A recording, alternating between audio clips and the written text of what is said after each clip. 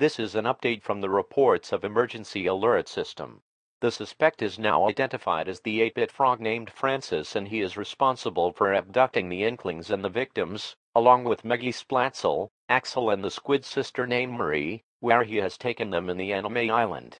This suspect is highly dangerous, and SMG4 and his friends are currently at the scene to deal with this dangerous situation, as the demands of Francis is unknown at this time.